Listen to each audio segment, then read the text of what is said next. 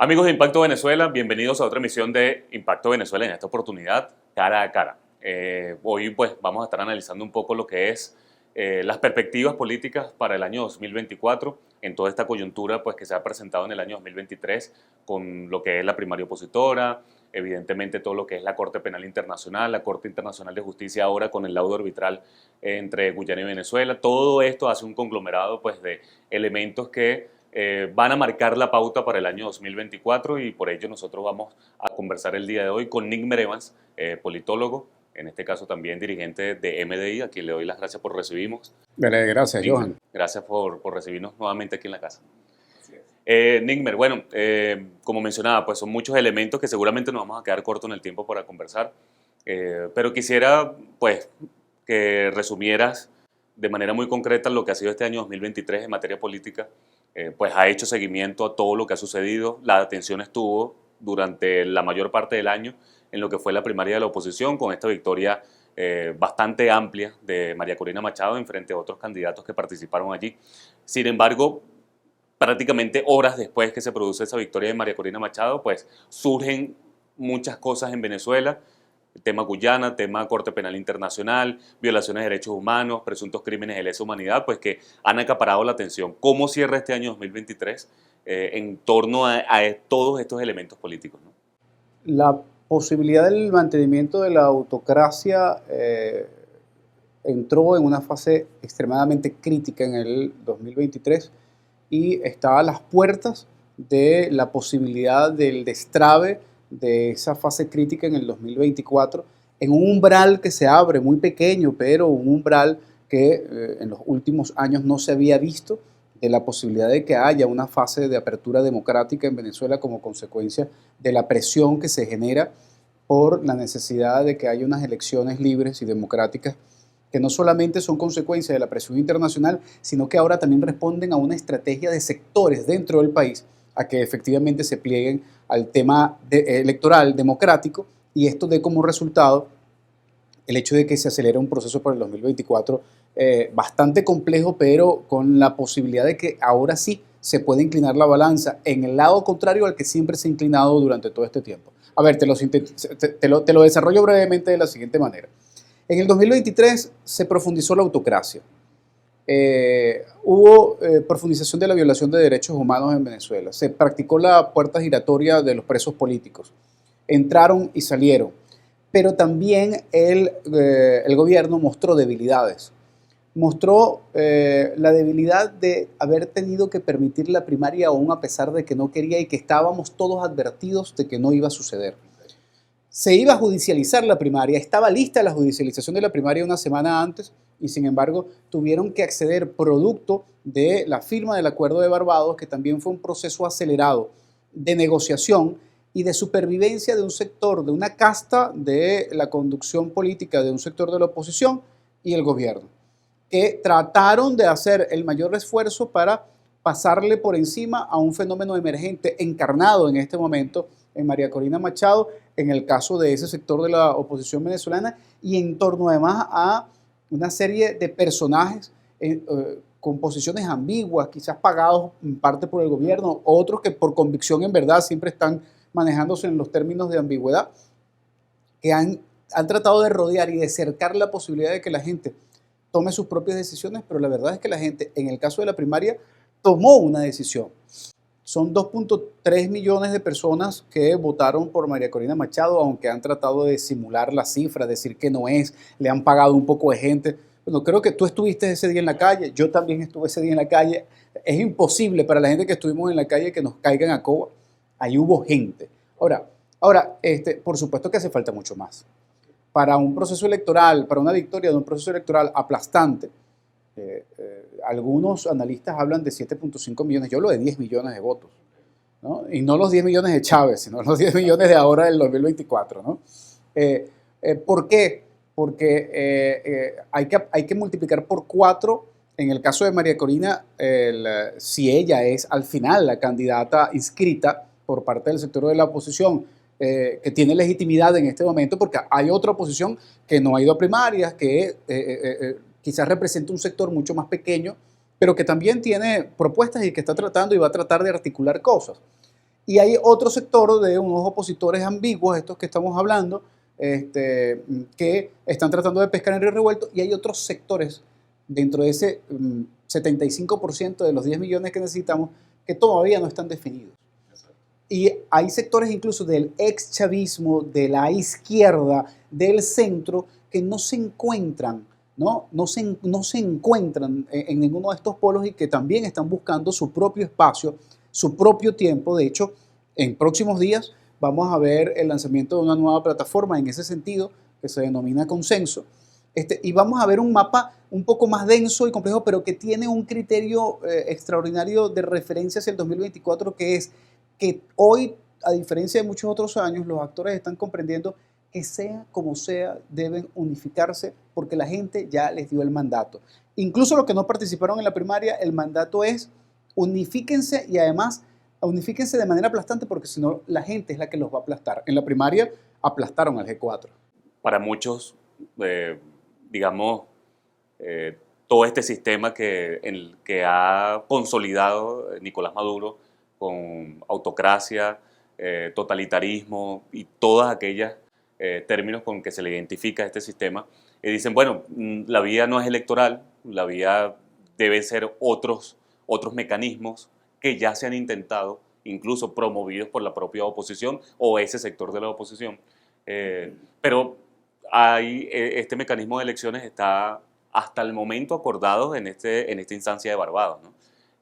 Con observación electoral, con mejoras de las condiciones que no se han cumplido, digamos, al 100%, pero al menos esas son las expectativas, ¿no? ¿Realmente es el año 2024 la oportunidad para salir de Nicolás Maduro, o puede pasar otra serie de circunstancias, ya sea incumplimiento de los acuerdos, ya sea retiro de candidaturas, incluyendo, por ejemplo, la de María Corina Machado, por X circunstancias, que genere otro escenario como el del 2018 como abstención? Por primera vez está en manos de la oposición venezolana realmente definir el futuro de su condición política, aún a pesar de que la autocracia tiene el poder de la inhabilitación. Creo que el gobierno, creo que los sectores de oposición tienen la potencialidad y la capacidad de tener en este momento el balón en su cancha. Y teniendo el balón en su cancha, tienen además la posibilidad de generar las condiciones para poder cambiar la situación política del país. O sea, si se llega a la posibilidad de que un sector de la mayoría de la oposición venezolana se unifique en una conducción política de la oposición que no sea estrictamente cuantitativa, o sea, que no se represente en la plataforma unitaria y que tampoco se va a representar en la candidata mayoritaria elegida legítimamente en primaria, sino que sea un espacio verdaderamente plural, que prepare los escenarios, no que sea una preparación de escenarios de la conveniencia del G3 o del G4, de la plataforma, de algunos o del equipo de María Corina. Si aquí hay, o sea, lo primero que creo que es lógico es que se debe luchar porque la habilitación de María Corina se dé. O sea, si alguien merece participar en unas elecciones presidenciales es María Corina. Y ojo, no soy ni seguidor, simplemente es una cosa de condición objetiva. Ahora, más allá de eso, también lo que debemos estar conscientes es que el gobierno siempre va a tener la herramienta de mantener la inhabilitación, de que le convenga profundizar las sanciones en lugar de flexibilizarlas, y generar un caos en el escenario para poderse mantener en el poder. Y en ese caso también tenemos que tener un plan B que no puede decidir solamente María Corina y mucho menos la plataforma unitaria, sino que se tiene que decidir en un espacio mucho más amplio de diversidad de sectores que pueden aportar muchísimo en el debate en función del objetivo fundamental, que es lograr que electoralmente el año que viene quienes están en el poder sufran un quiebre importante y se logre acceder al final del poder. O sea, no solamente es estar cerca o desestabilizarlos, no, es que ya el 2024 nos los tenemos que plantear como el año de la posibilidad de la victoria electoral aplastante en función de poder sustituir al gobierno, eso sí, sin sed de venganza.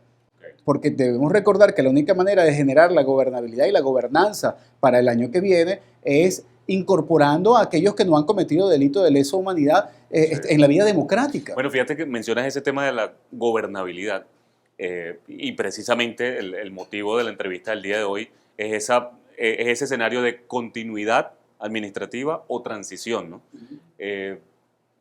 ¿Cómo cómo consolidar, más allá de los 2 millones y pico de votos que sacó María Corina, más allá de otras fuerzas políticas que se le puedan sumar a ella, cómo consolidar eso y traducirlo realmente en una transición en el que incluso esté dispuesto el chavismo a medirse en esa transición, Por eso, a asumirla como una realidad, ¿no? por eso es que te digo que más allá del tema de la candidata o del candidato, si hay un espacio de conducción política que oriente las acciones de manera pertinente, se podrá entonces hacer un dibujo mucho más claro en relación a cómo abordar el tema electoral y cómo el fenómeno de consecuencia electoral garantiza la estabilización o pueda garantizar la estabilización de la acción de gobierno, de un espacio de transición necesario en ese sentido.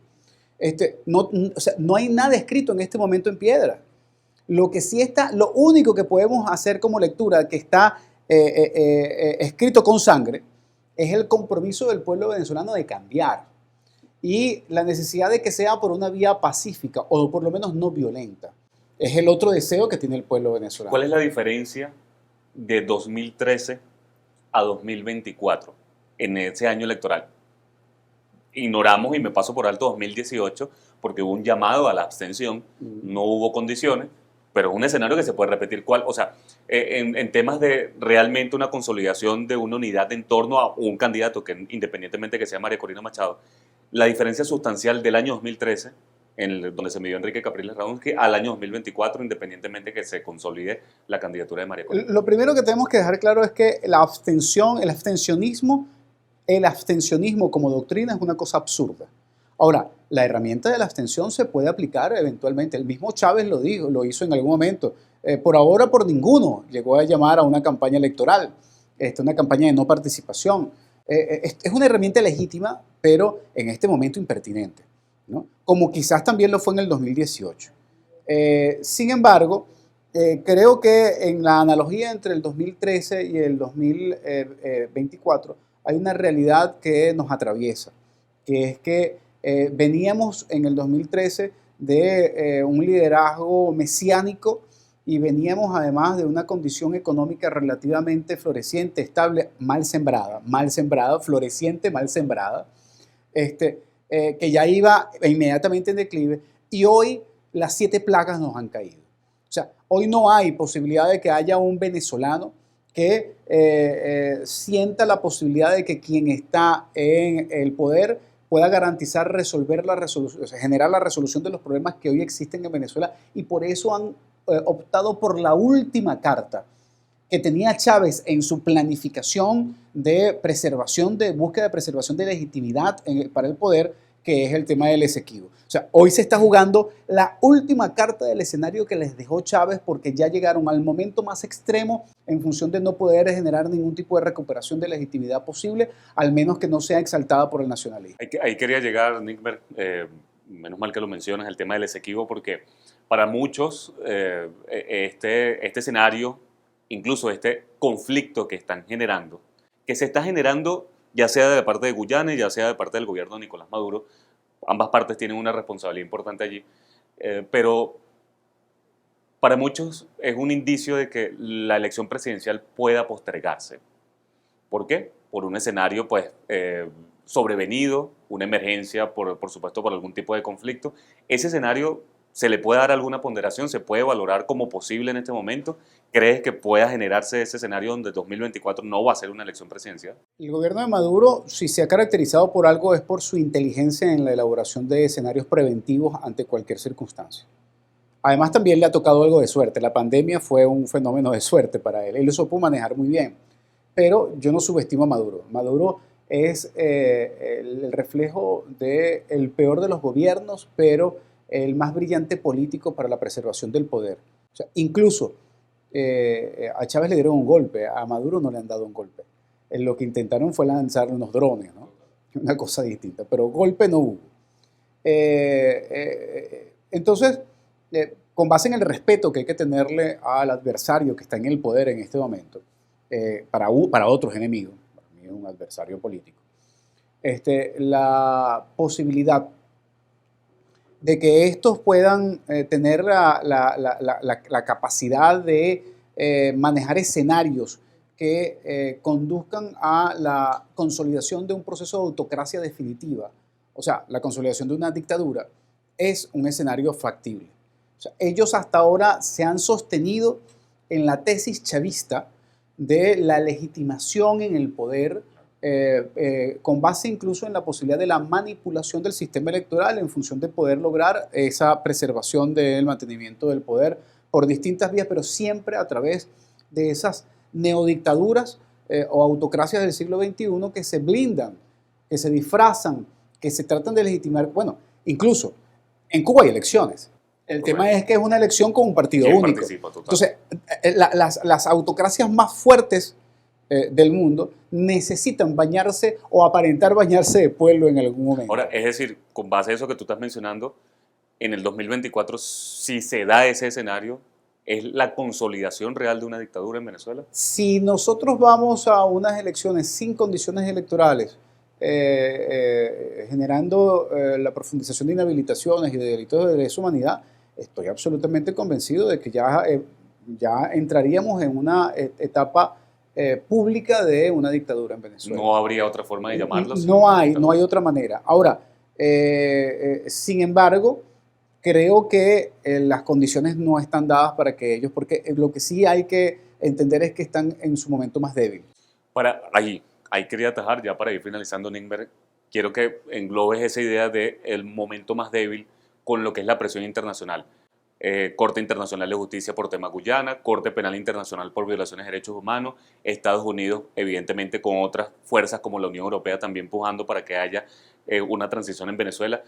O sea, ¿eso es un elemento que va a hacer presión realmente para que se pueda dar la transición en Venezuela? ¿O esos agentes externos, esas variables que es comunidad internacional, puede seguir siéndolo así por un periodo de 6 años más para el gobierno de Nicolás Maduro? Podrían durar 30 años si no sucede algo que es lo que puede estar sucediendo en este momento. Que a lo interno las contradicciones se están develando cada vez más en función del contacto que se está teniendo por parte de tendencias y corrientes dentro del chavimadurismo que hacen entender que es posible que ellos puedan preservar la posibilidad de incidir en el poder y de tener alternabilidad siempre y cuando se garanticen condiciones democráticas para que esto suceda. O sea, al tener contacto con el gobierno de los Estados Unidos, ver cuál es al final el manejo y la manera de negociar por parte del gobierno de los Estados Unidos, más las negociaciones que se están haciendo con un sector de la oposición, y viendo además que hay un pueblo decidido a aplastar en el término electoral a quienes están hoy en el poder, sin duda alguna que se sienten acorralados, que están acorralados. A mí nunca me ha gustado decir esto de que están acorralados, pero esta vez, en verdad, que solamente evaluémoslo por un solo elemento. Como les acabo de expresar hace un rato, la última carta que tenía Chávez que jugar en algún momento de pérdida de legitimidad era la exacerbación del nacionalismo, el chauvinismo. Pero ese intento de defender el Esequibo se puede traducir entonces en la posible salida realmente de Nicolás Maduro del poder. O en su atornillamiento. ¿Por qué? Porque si esa carta no funciona, para ellos sentir que medianamente nivelan desde el punto de vista electoral, entonces, ojo, que no está mal que eso suceda desde el punto de vista práctico. O sea, ellos tienen que sentir que tienen posibilidades de preservar el poder, porque si sienten que no lo van a preservar, nunca van a dar la posibilidad de que haya una herramienta que permita que esto suceda. Revisemos el caso de Pinochet en Chile y de la concertación. O sea, él confiaba que iba a ganar esa consulta. Bueno, yo creo que ellos tienen que hacer y sigan haciendo todo su trabajo para sentirse confiados que es posible que electoralmente puedan ganarlo. Ahora, yo estoy convencido que no lo ganan de ninguna manera, pero si ellos se sienten estables y tranquilos avanzando, eso implicará la posibilidad de que en el año 2024 tengamos unas elecciones en donde incluso haya el debate previo dentro del mismo PSUV de si Maduro debe ser el candidato. Súper agradecido. Igual. Con este panorama, pues despedimos la emisión de Cara a Cara del día de hoy aquí en Impacto Venezuela. Por supuesto, es un resumen que quedan muchos puntos, por supuesto, por discutir, por debatir allí, que seguramente la dinámica política en los próximos meses y a partir del próximo año, desde enero, de la toma nuevamente de Nicolás Maduro, no sabemos si desde la Asamblea Nacional, un nuevo periodo desde el Tribunal Supremo de Justicia, pero eso también va a marcar mucho lo que pudiera ser la agenda política para el año 2024. Nosotros despedimos el programa del día de hoy agradeciéndoles a todos los que se mantuvieron con nosotros conectados durante estos minutos. Se despide Joan Álvarez.